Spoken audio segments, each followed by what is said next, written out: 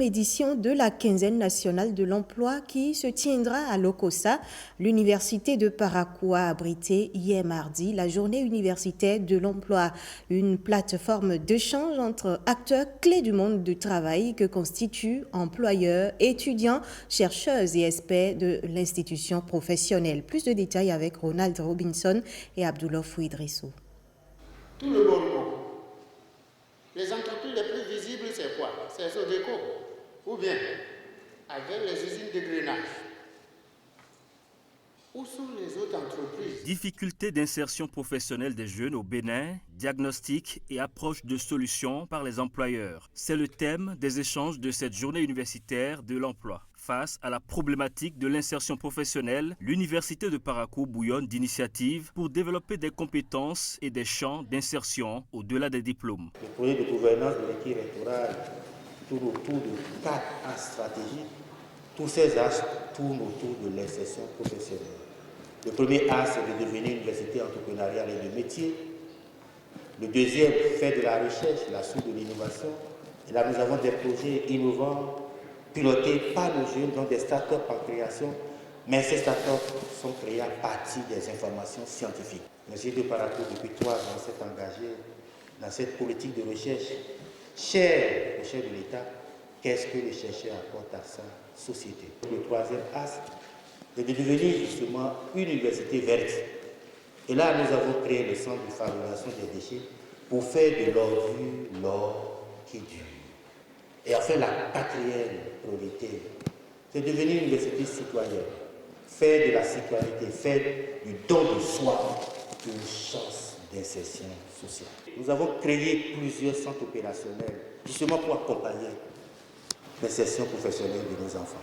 L'évolution du marché du travail, l'environnement économique, le positionnement des jeunes et l'inadéquation formation-emploi sont des freins identifiés à l'insertion. Les employeurs sont appelés à jouer un rôle plus important dans l'acquisition de l'expérience pratique. Je tiens à souligner la réticence des entreprises à accueillir des étudiants en stage. Les entreprises doivent investir dans la formation des jeunes talents pour garantir la qualité de leur employabilité. Il y a de l'espoir pour vous insérer partout.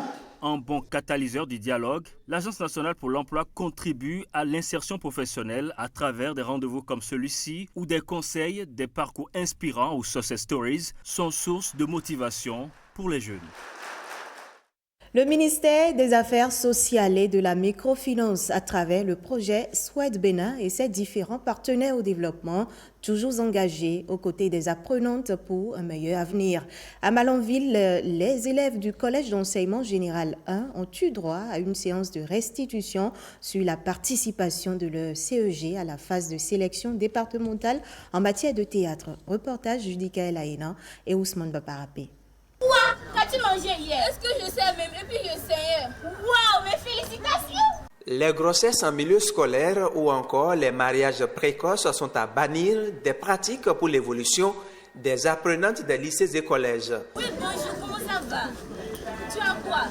Il y a 2 mois, je ne vois plus ma période. Quoi? Ou bien ça t'arrête comme ça? Mais non, ça veut dire que tu es enceinte. Quoi? Moi aussi? Oh Dieu! Je suis foutu, oh mon avenir. Oh, le monsieur!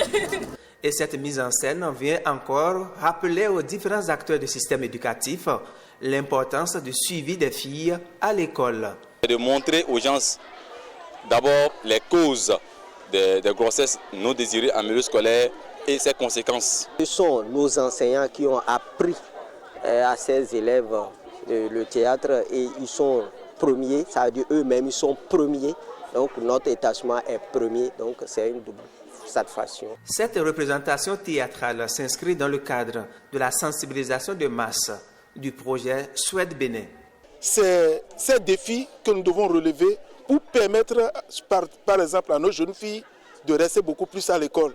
Nous voulons parler de grossesse non désirée, nous voulons parler de mariage précoce, nous voulons parler de mariage forcé.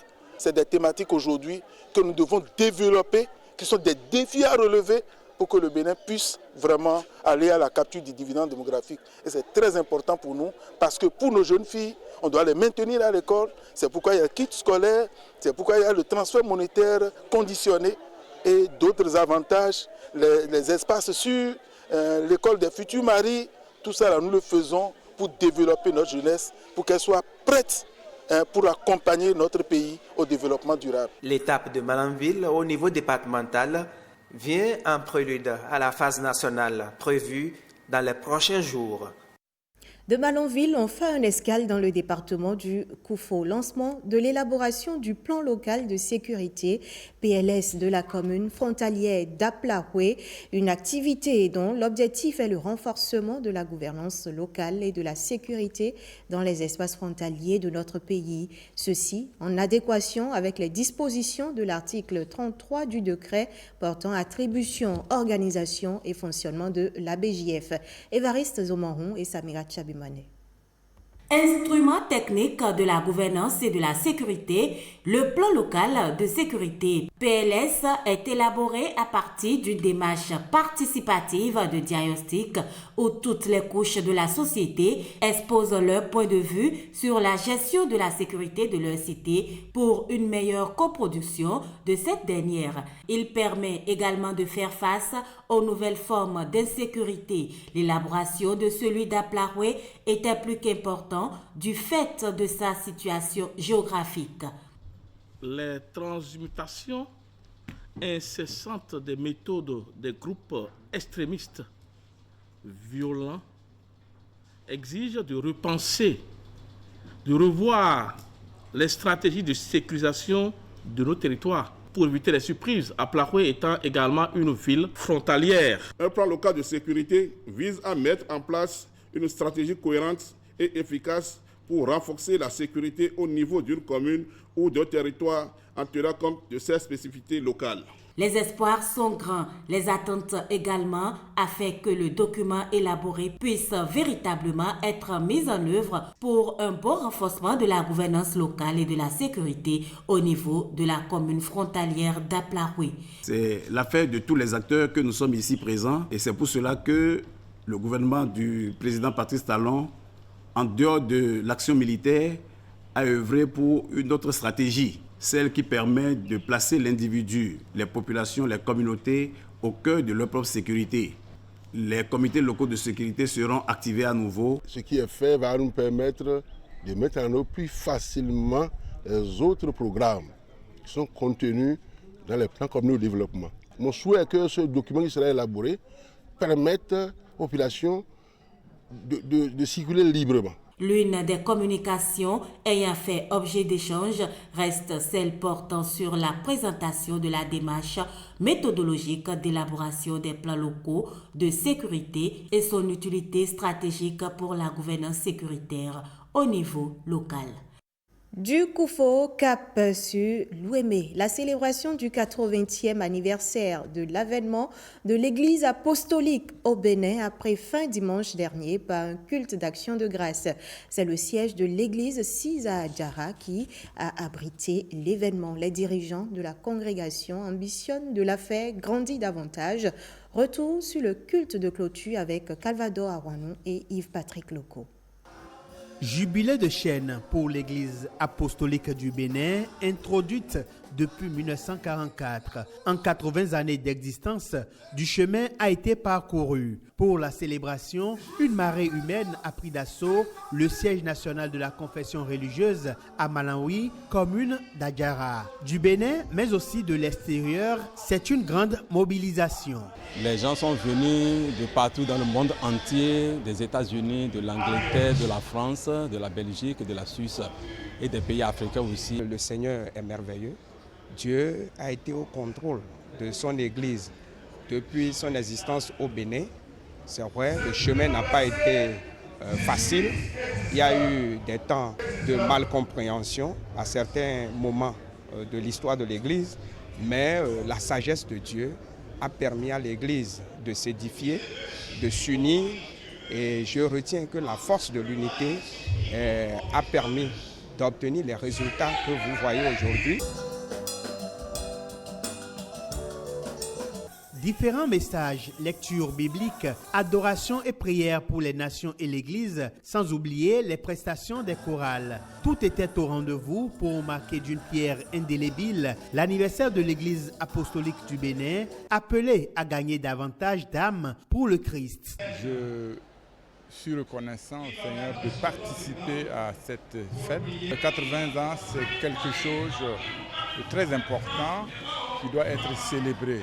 Et il a fait effectivement des merveilles, il a sauvé des âmes, des vies, il a délivré, il a donné plus de la joie à vivre et ça vaut la peine de lui dire vraiment merci. Dieu nous a délivrés par la puissance du Saint-Esprit des ténèbres. L'Église a grandi, il y a la prospérité de l'Église, il y a la croissance, l'expansion de l'Église. C'est pourquoi nous avons choisi cette semaine pour remercier le Seigneur. C'est une joie et ça doit être la joie de tous les fidèles de l'Église apostolique, hommes comme femmes, jeunes garçons comme jeunes filles. Le chemin tracé par les pères fondateurs doit être balisé et les œuvres poursuivies. C'est pourquoi l'Église pense déjà à son avenir dans les prochaines années. Le 90e anniversaire en 2034 se prépare déjà.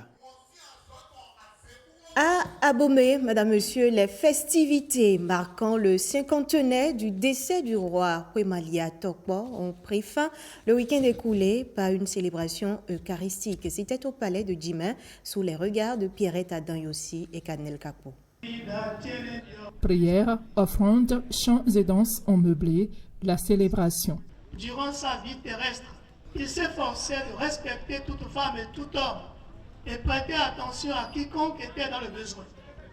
Il était beaucoup préoccupé par l'unité des filles et des fils de la grande collectivité gbérançaise. Il organisait des rencontres de retrouvailles et de convivialité fraternelle regroupant les descendants de la lignée en diaspora et ceux vivant sur place. On est heureux pour tout ce qu'on a vécu, la vivacité, comment les gens se sont pris, comment ils sont arrivés, comment ils ont aimé, comment ils nous ont posé des questions pour que nous puissions les aider, pour que nous soyons ensemble. Donc nous sommes heureux de dire que Dieu le Tout-Puissant et Dada Wemalia Tokpo nous a gardés. Ils nous ont permis d'aller loin et que Dada Gbéranzi est immortel.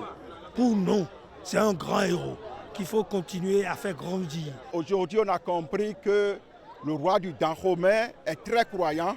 Il a accordé les bénédictions royales à toute la population réunie, notamment à tous les dignitaires et aux dirigeants de ce pays, notamment le président Patrice Guillaume Talon et aux membres de son gouvernement. Ce qui nous marque et nous impressionne, on va dire le riche parcours de Sa Majesté, riche parcours qui reste encore pour les générations actuelles, pour notre génération, un exemple d'engagement, un exemple d'implication, un exemple de dévouement, un exemple de service à la collectivité, de service à la société. Démarrées depuis le 23 novembre, les festivités se sont achevées ce week-end. Pour rappel, Dada Wemalia Tokpo Plegidi est le père de l'actuel roi d'Abomey, principal initiateur de cette commémoration. Un dernier sujet avant de prendre congé de vous. On parle promotion de l'entrepreneuriat agricole entre le Bénin et le Togo. Le programme régional d'intégration des marchés agricoles PRIMA tient sa première régionale à Agoué dans la commune de Grand Popo. Objectif, faire un état des lieux de l'entrepreneuriat agricole sur les corridors cibles du PRIMA et explorer les perspectives de son renforcement pour un développement durable. On y peut retrouver Évariste Zomaron et Samira Chabimane. L'entrepreneuriat agricole dans les corridors du Bénin et du Togo, état des lieux, enjeux, défis et perspectives. C'est le thème autour duquel se tient la première rencontre régionale du programme régional d'intégration des marchés agricoles PRIMA, une activité co-organisée par les chambres de commerce et d'industrie du Bénin et du Togo. Aujourd'hui, au niveau du Bénin, je crois que nous avons fait de très grands pas. Et le maillon commerce doit être amélioré. Et le PRIMA, dans sa composante régionale et même au niveau national, s'intègre très bien dans la politique agricole commune. Ce que le régional va faire, c'est de s'appuyer sur les instruments régionaux qui existent déjà pour la libre circulation des produits que nous avons visités tout à l'heure. Les instruments existent.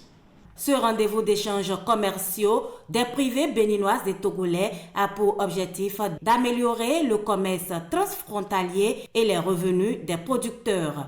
S'il y a davantage de financement, on a de grands espoirs pour atteindre des rendements plus intéressants de façon à ce que nos objectifs d'atteindre l'autosuffisance alimentaire et de renforcer le secteur agricole puissent être atteints. Le Bénin et le Togo, nous sommes ensemble, nous sommes un même peuple. Mettons-nous en des groupements et travaillons. La certification produit devient une nécessité pour pouvoir exporter nos produits. C'est ce que nous faisons dans les chambres de commerce. Logé au sein de l'Agence régionale pour l'agriculture et l'alimentation, ARA, basé au Togo, le programme régional d'intégration des marchés agricoles est financé par le FIDA pour une durée de 6 ans. Le journal des régions se referme. Prenez le rendez-vous à 20h pour le point complet de l'actualité.